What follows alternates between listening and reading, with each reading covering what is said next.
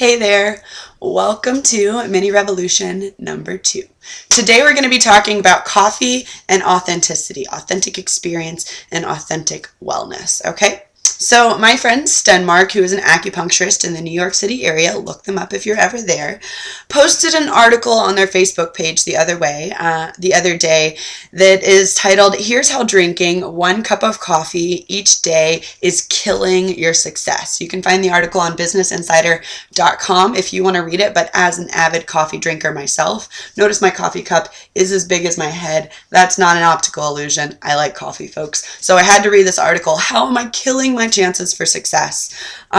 So what I got from this article is that there's new studies at Johns Hopkins University that say that those of us who think that we are getting cognitive benefits from our caffeine intake are really just receiving a temporary break from our caffeine withdrawal symptoms, which are bringing us up to a normal standard of cognitive ability. So basically, caffeine drinkers are constantly experiencing caffeine withdrawal unless we're drinking caffeine and then we feel good.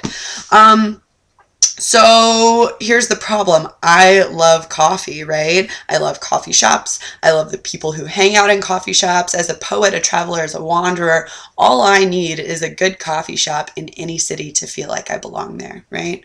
There's some other substances that fall into the same category of no, right? These no-go substances. If you're a healthy person, you don't drink caffeine, you don't drink booze, you don't ingest lots of sugar, right? So how do we reconcile this, right? How do we reconcile the desire to have a good life and knowing that these things that we want are bad for us?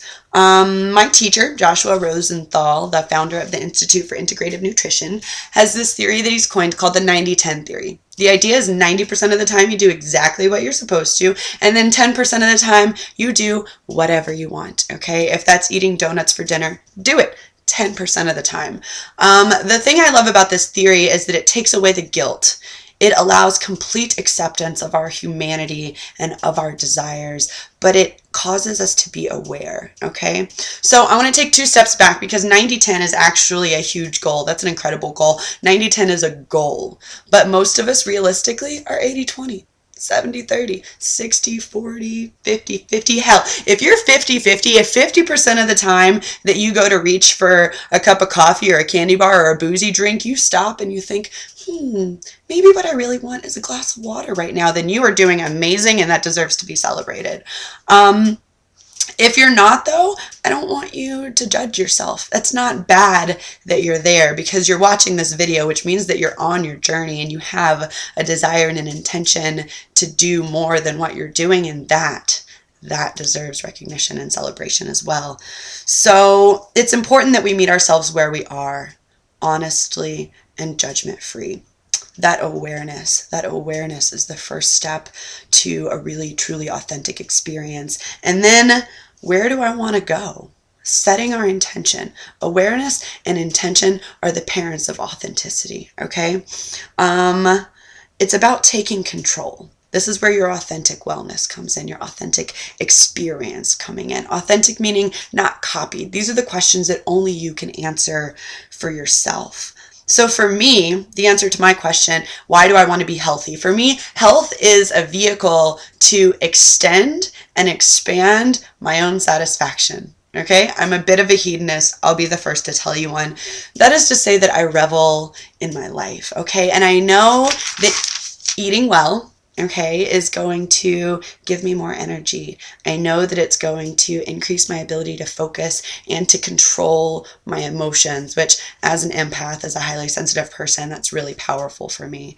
I also know that eating well will counteract some of the negative effects of my boozy intake and my sugar intake and my caffeine intake.